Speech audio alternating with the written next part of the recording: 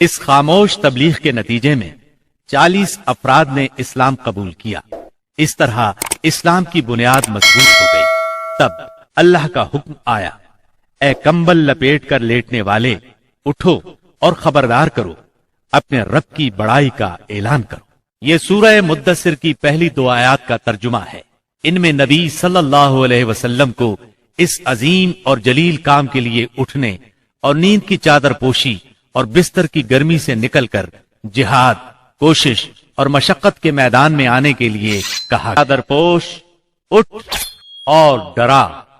گویا کہا جا رہا ہے جسے اپنے لیے جینا ہے وہ تو راحت کی زندگی گزار سکتا ہے، لیکن آپ جو اس زبردست بوجھ کو اٹھا رہے ہیں تو آپ کو نیند سے کیا تعلق، آپ کو راحت سے کیا سروکار، آپ کو گرم بستر سے کیا مطلب، پرسکون زندگی سے کیا نسبت، راحت بخش ساز و سامان سے کیا واسطہ۔ آپ اٹھ جائیے اس عظیم کام کے لیے جو آپ کا منتظر ہے، اس بھاری بوجھ کے لیے جو آپ کے لیے تیار ہے۔ اٹھ جائیے جد و جہد اور مشقت کے لیے، تکان اور محنت کے لیے اٹھ جائیے کہ اب نیند اور راحت کا وقت گزر چکا۔ اب آج سے مسلسل بیداری ہے، طویل اور مشقت سے لبریز جہاد ہے۔ اٹھ جائیے اس کام کے لیے، مستعد اور تیار ہو جائیے۔ یہ بڑا عظیم اور پرہیبت حکم ہے۔ اس نے نبی صلی اللہ علیہ وسلم کو پرسکون گھر، گرم آغوش اور نرم بستر سے کھینچ کر تند طوفانوں اور تیز جھکڑوں کے درمیان انتہائی گہرے سمندر میں لا کھڑا کیا، لوگوں کے ضمیر اور زندگی کے حقائق کی کشاکشی کے درمیان پہنچا دیا۔ پھر رسول اللہ صلی اللہ علیہ وسلم اٹھ گئے اور قریباً 20 سال تک اٹھے رہے۔ آپ نے اپنا چین، سکون اور آرام چھوڑ دیا۔ زندگی اپنے لیے نہ رہی، اہل و عیال کی نہ رہی۔ آپ اٹھے تو پھر اٹھے ہی رہے۔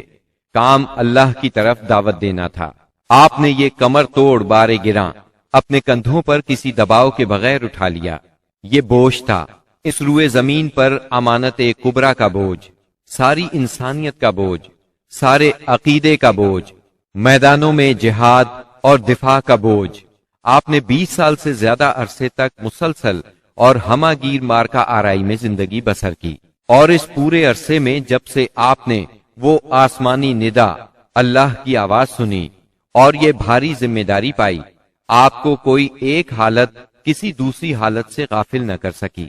اللہ آپ کو ہماری طرف سے اور ساری انسانیت کی طرف سے بہترین اجر عطا فرمائے، آمین۔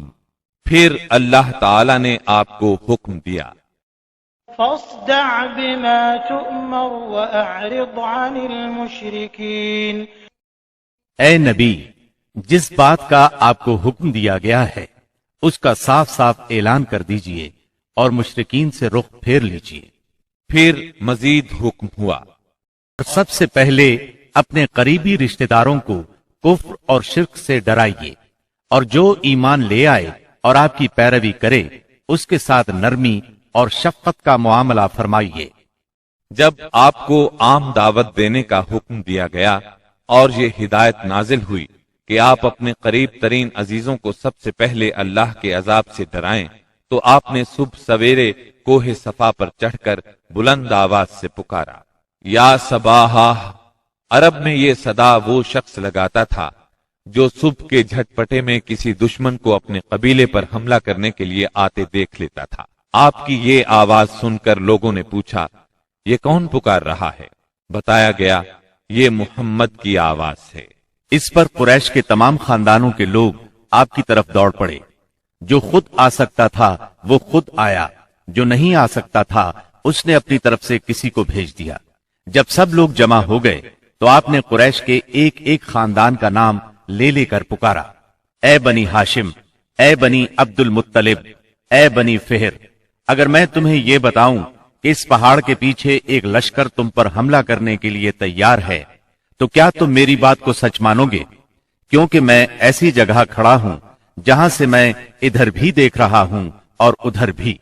سب نے یک زبان ہو کر کہا، ہم آپ کی بات فوراً مان لیں گے، ہم نے کبھی آپ کو جھوٹا نہیں پایا، ہم نے ہمیشہ آپ کو سچا ہی پایا ہے۔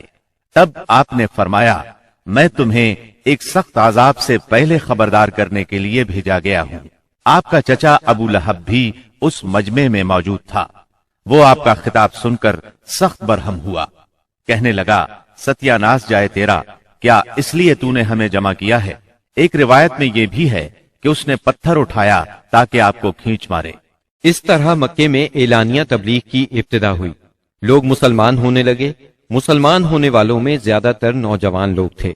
इस तरह उनके बड़ों को बहुत दुख हुआ कि हमारी इजाजत और मर्जी के बगैर ये क्यों पुराने कौमी दीन से फिर गए।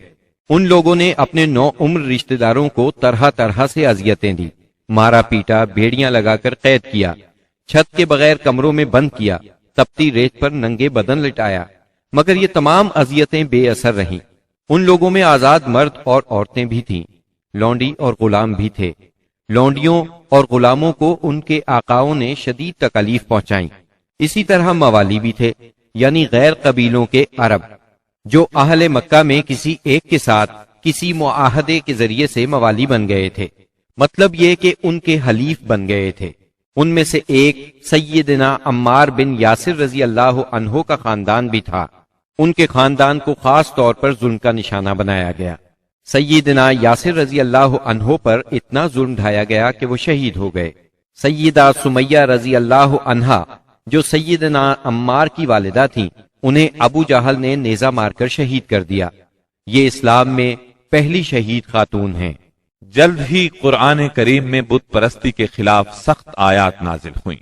मसलन सूरह अंबिया की आयत 98 में इरशाद हुआ, इन्नकुम वमा तअबुदून मिन दूनिल्लाहि हसबु जहन्नम अंतुम लहा वारिदून।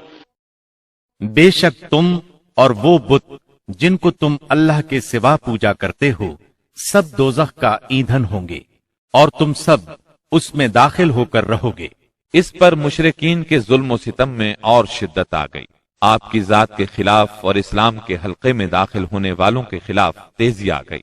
खास तौर पर अबू जहल और अबू लहब ने इंसानियत की हुदूद फलांग डाली। अलानिया तबलीग के बाद नबी सल्लल्लाहु अलैहि वसल्लम ने हरम में उस तरीके से नमाज शुरू कर दी जो अल्लाह ताला ने आपको सिखाया था, और यही वो चीज थी जिससे कुरैश ने पहली मर्तबा महसूस किया कि आप किसी नए दीन के दावेदार हैं। इस पर अबू जहल की जाहिलियत और भड़क उठी। उसने आपको धमकाना शुरू कर दिया। आपसे सख्त लहजे में कहा, हरम में इस तरीके से इबादत ना करें। फिर अबू जहल ने कुरैश के लोगों से पूछा, क्या मुहम्मद तुम्हारे सामने जमीन पर इस तरह अपना मुंह टिकाते हैं? उन लोगों ने कहा, हाँ। इस पर उसने कहा, लात और उज़्ज़ा की कसम, अगर मैंने उसे इस तरह नमाज पढ़ते देख लिया तो मैं उसकी गर्दन पर अपना पांव रख दूंगा और उसका चेहरा जमीन पर रगड़ दूंगा। फिर ऐसा हुआ कि उसने आपको नमाज पढ़ते देख लिया। वो फौरन आपकी तरफ लपका। वो अपने ऐलान के मुताबिक आपकी गर्दन मुबारक पर अपना नापाक पांव रखना चाहता था कि उसी वक्त लोगों ने उसे घबराकर खौफजदा अंदाज में पीछे हटते देखा। वो अपने मुंह को किसी चीज से बचाने की कोशिश कर रहा था। लोगों ने उससे पूछा, तुझे क्या हुआ? इस तरह पीछे क्यों हटाया? उसने कहा, मेरे और उसके दरमियान अचानक आग की एक खंदक और कोई हौलनाक चीज थी और कुछ पर थे। उसकी ये बात किसी ने आपको बताई तो आपने फरमाया, अगर वो मेरे करीब फटकता तो फरिश्ते उसके चीथड़े उड़ा देते। सैयदना इब्ने अब्बास रजी अल्लाह अन्हो से रिवायत है कि रसूलुल्लाह सल्लल्लाहु अलैहि वसल्लम मकाम इब्राहिम पर नमाज पढ़ रहे थे। ऐसे में अबू जहल का उधर से गुजर हुआ। उसने कहा, ऐ मोहम्मद, क्या हमने तुम्हें इससे मना नहीं किया था? ये कहकर वो आपको धमकियां देने लगा। जवाब में आपने भी उसे सख्ती से झिड़क दिया। इस पर उसने कहा, ऐ मोहम्मद, तुम किस बल पर मुझे डराते हो? अल्लाह की कसम, इस वादी में मेरे हमायती सबसे ज्यादा हैं। एक दिन किसी जगह ऊंट ज़बह किया गया।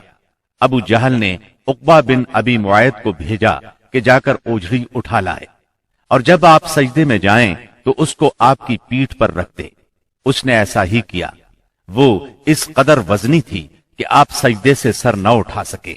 सैयदा फातिमा रजी अल्लाह अन्हा उस वक्त बच्ची थीं। उन्हें इत्तला मिली तो वो दौड़ी आईं और उस गलीज बोझ को आपकी कमरे मुबारक से उतारा। सैयदना अम्र बिन आस चश्मदीद वाकया बयान करते हैं। एक रोज नबी अकरम सल्लल्लाहु अलैहि वसल्लम खाना काबा में नमाज पढ़ रहे थे। उकबा बिन अबी मुआयद आया, उसने अपनी चादर को लपेट देकर आपकी गर्दन मुबारक में डाल दिया और बल देने लगा। जब उसने बल पर बल दिए तो आपकी गर्दन मुबारक भिंच गई। आप उसी तरह इत्मीनान कल्ब से सजदे में पड़े रहे। इतने में सैयदना अबू बकर सिद्दीक रज़ी अल्लाहु अन्हु वहां पहुंच गए। उन्होंने धक्के देकर उकबा बिन अबी मुआयद को हटाया और उनसे फरमाया, अतक़्तुलून रजुलन अन यक़ूल रब्बी अल्लाह वक़द जाअकुम बिलबय्यिनात, क्या तुम एक ऐसे शख्स को मारते हो और सिर्फ इस जुर्म में कि वो कहता है मेरा परवरदिगार अल्लाह है और वो तुम्हारे पास रोशन दलाइल लेकर आया है। उनके ऐसा कहने पर चंद शरीर सैयदना सिद्दीक अकबर रजी अल्लाह अन्हु पर टूट पड़े और उन्हें खूब ज़दोकोब किया। इन्हीं वाक़यात पर सूरह अलक़ की आयात 6 था 19 नाजिल हुई और इसी सूरत की पहली 5 आयात नाजिल होने के बाद सबसे पहले इस्लाम का इजहार नबी करीम सल्लल्लाहु अलैहि वसल्लम ने नमाज ही से किया था और कुफार से आपकी मुठभेड़ का आगाज भी हरम में आपके नमाज पढ़ने से हुआ था। आयात ये हैं,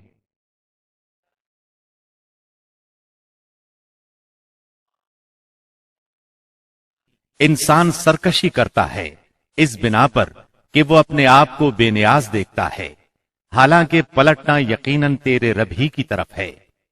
तुमने उस शख्स को देखा जो एक बंदे को मना करता है जबकि वो नमाज पढ़ता हो। तुम्हारा क्या ख्याल है अगर वो बंदा राह रास्त पर हो या तकवे की तलकीन करता हो? तुम्हारा क्या ख्याल है अगर ये मना करने वाला शख्स हक को झुटलाता और मुंह मोड़ता हो? क्या वो नहीं जानता कि अल्लाह देख रहा है? हरगिज नहीं। अगर वो बाज ना आया तो हम उसकी पेशानी के बाल पकड़कर खींचेंगे, उस पेशानी को जो झूठी और खताकार है। वो बुला ले अपने हामियों की टोली को, हम भी अजाब के फरिश्तों को बुला लेंगे। हरगिज नहीं, उसकी बात न मानो और सजदा करो और अपने रब का कुर्ब हासिल करो। आपके चचा अबू लहब को आपसे इस हद तक कदूरत और अदावत हो गई थी कि हर जगह आपके पीछे पीछे जाता और जब भी आप किसी से मुखातिब होते तो शोर मचा देता, गलत मलत बातें करके उस शख्स को बात सुनने से रोक देता। दरअसल नबी सल्लल्लाहु अलैहि वसल्लम के बारे में अबू लहब का मौक़िफ़ शुरू से यही था, जबकि कुरैश ने उस वक्त इस तरह की बात सोची भी नहीं थी। हज के दिनों में भी अबू लहब नबी करीम सल्लल्लाहु अलैहि वसल्लम को झुटलाने के लिए बाजारों और इज्तिमाआत में आपके पीछे लगा रहता था। तारिक बिन अब्दुल्ला मुहारबी की रिवायत से मालूम होता है कि ये शख्स सिर्फ जुबान से झुटलाने ही पर इक्तिफा नहीं करता था बल्कि पत्थर भी मारता था। इन पत्थरों से आपकी एड़ियां खून आलूद हो जाती थीं। बेसत से पहले अबू लहब ने अपने 2 बेटों उतबा और उतैबा की शादी रसूलुल्लाह सल्लल्लाहु अलैहि वसल्लम की 2 साहिबजादियों सैयदा रुकैया और सैयदा उम्मे कुलसूम रजी अल्लाह अन्हुमा से की थी। जब आपने नुबुव्वत का ऐलान फरमाया, तौहीद की तबलीग की, तो उसने निहायत सख्त रवैया इख्तियार किया और अपने दोनों बेटों को मजबूर किया कि वो आपकी बेटियों को तलाक दे दें। चुनाचे उन दोनों ने तलाक दे दी। इसी तरह जब नबी सल्लल्लाहु अलैहि वसल्लम के दूसरे साहिबजादे अब्दुल्लाह का इंतकाल हुआ तो अबू लहब को इस कदर खुशी हुई कि वो दौड़ता हुआ अपने दोस्तों के पास पहुंचा और उन्हें यह खबर सुनाई कि मुहम्मद माआज अल्लाह अबतर यानी नस्ल बुरीदा हो गए हैं। अबू लहब की बीवी उम्मे जमील भी रसूलुल्लाह सल्लल्लाहु अलैहि वसल्लम की दुश्मनी में उससे पीछे नहीं थी। उसका नाम अरवा था, जो हर्ब बिन उमैया की बेटी और अबू सुफियान की बहन थी। ये आपके रास्ते में रात के वक्त कांटे बिछा दिया करती थी, बहुत बदजुबान थी, फसाद बर्पा करने वाली थी। कुरान में उसे हम्मालत अल हतब यानी लकड़ी ढोने वाली का लक़ब दिया गया है। जब उसे मालूम हुआ कि उसकी और उसके शौहर की मुजम्मत में कुरान नाजिल हुआ है तो वो रसूलुल्लाह सल्लल्लाहु अलैहि वसल्लम को तलाश करती हुई आई। आप खाना काबा के पास मस्जिद हराम में तशरीफ फरमा थे। सैयदना अबू बकर सिद्दीक रजी अल्लाह अन्हु भी साथ थे। उसकी मुट्ठी में पत्थर थे, आपके सामने आ खड़ी हुई तो अल्लाह ताला ने उसकी निगाह पकड़ ली और वो रसूलुल्लाह सल्लल्लाहु अलैहि वसल्लम को न देख सकी। अलबत्ता अबू बकर सिद्दीक उसे नजर आ रहे थे। उसने पूछा, अबू बकर तुम्हारा साथी कहाँ है? मुझे मालूम हुआ है कि वो मेरी हज्व करता है। अल्लाह की कसम, अगर मैं उस तक पहुंच गई तो ये पत्थर उसके मुंह पर मारूंगी। देखो अल्लाह की कसम, मैं भी शायरा हूं। यह कहकर उसने शेर पढ़ा, मुज़म्ममन असैना व अमरहु अबैना व दीनहु क़लैना। हमने मुजम्मम की नाफरमानी की, उसके अम्र को तस्लीम न किया और उसके दीन को नफरत और हकारत से छोड़ दिया। इसके बाद वो वापस चली गई। सैयदना अबू बकर सिद्दीक रजी अल्लाह अन्हु ने अर्ज किया, ऐ अल्लाह के रसूल, क्या उसने आपको देखा नहीं? आपने फरमाया, नहीं, उसने मुझे नहीं देखा, अल्लाह ने उसकी निगाह पकड़ ली थी। बहरहाल नबी सल्लल्लाहु अलैहि वसल्लम अपनी तबलीग में लगे रहे, मजमाओं और महफिलों में पहुंचकर इस्लाम का पैगाम देते रहे। आप किताबुल्लाह की आयात पढ़ते और साबिका रसूलों ने जो पैगाम दिया था वही पैगाम लोगों को सुनाते। आप फरमाते, या कौम इअ्बुदुल्लाह मा लकुम मिन इलाहिन गैरुह। ऐ मेरी कौम के लोगों, अल्लाह की इबादत करो, उसके सिवा तुम्हारा कोई माबूद नहीं। इसके साथ ही आपने लोगों के सामने खुल्लम खुल्ला अल्लाह की इबादत शुरू कर दी। चुनाचे आप दिन दिहाड़े सारे लोगों के सामने काबा के सहन में नमाज पढ़ते। आपकी तबलीग आहिस्ता आहिस्ता कामयाब होती चली गई। कुरैश इस पूरी सूरत हाल को तशवीश की नजर से देख रहे थे। अभी थोड़ा अरसा गुजरा था कि हज का मौसम आ गया। कुफ्फार हाजियों के सिलसिले में परेशान हो गए। चुनाचे उनकी एक जमात वलीद बिन मुगीरा के पास आई। ये उनमें उम्र रसीदा और मर्तबे वाला आदमी था। उसने कहा, देखो हज का मौसम आ गया है, अब हर तरफ से लोग तुम्हारे पास आएंगे और वो इन साहिब का मामला सुन ही चुके हैं, लिहाजा कोई एक राय तय कर लो और मुख्तलिफ बातें न कहना, वरना एक दूसरे को झुटला बैठोगे। लोगों ने कहा, तब फिर आप ही बताएं, हमें क्या करना चाहिए, क्या कहना चाहिए?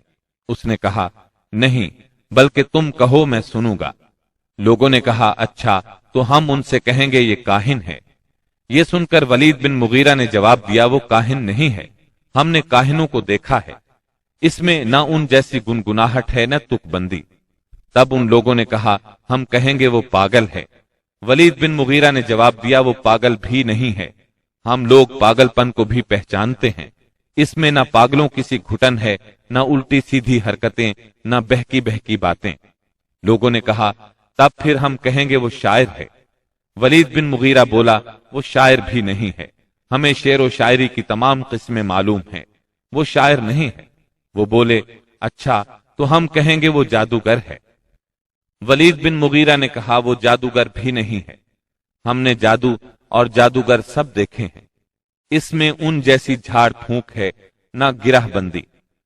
उन्होंने कहा, तब फिर आखिर हम उनसे क्या कहें, क्या बताएं, ये कौन है, क्या है?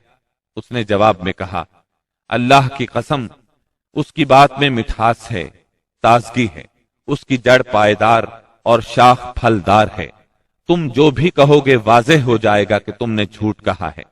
वैसे ज्यादा मुनासिब यही है कि तुम कह दो वो जादूगर है और उसकी बातों में जादू है। वो उसके जरिए से बाप बेटे में, भाई भाई में, मियां बीवी में, आदमी और उसके खानदान में लड़ाई करवा देता है, फूट डलवा देता है। चुनाचे ये बात तय करके वो लोग वहां से उठे। अब उन्होंने हज के लिए आने वालों की राहों में बैठना शुरू किया। अब जो भी उनके पास से गुजरता उसे आपके बारे में बताते, उन्हें डराते और कहते कि तुम लोग इस शख्स के जाल में ना आ जाना। नतीजा ये हुआ कि लोगों ने आपको देखने और आपकी बातें सुनने से पहले ही बचकर रहने की ठान ली। इसके बाद जब हज के दिन आ गए, तब नबी अकरम सल्लल्लाहु अलैहि वसल्लम ने हाजियों के मजमाओं में और उनके डेरों पर जाना शुरू कर दिया। जाकर उन्हें इस्लाम की तरफ बुलाना शुरू किया। आप फरमाते, लोगों, ला इलाहा इल्लल्लाह कहो, कामयाब हो जाओगे। उधर अबू लहब का ये हाल था कि वो आपके पीछे पीछे लगा रहता। آپ کو جھٹلاتا جاتا، تکلیف بھی پہنچاتا۔ اس طرح جب اس حج سے حاجی واپس لوٹے تو پورے عرب میں نبی صلی اللہ علیہ وسلم کا چرچا ہو گیا۔ قرآن مجید کی سورہ المدثر کی آیات 11 تا 26 میں اس واقعے کی طرف نشاندہی کی گئی ہے۔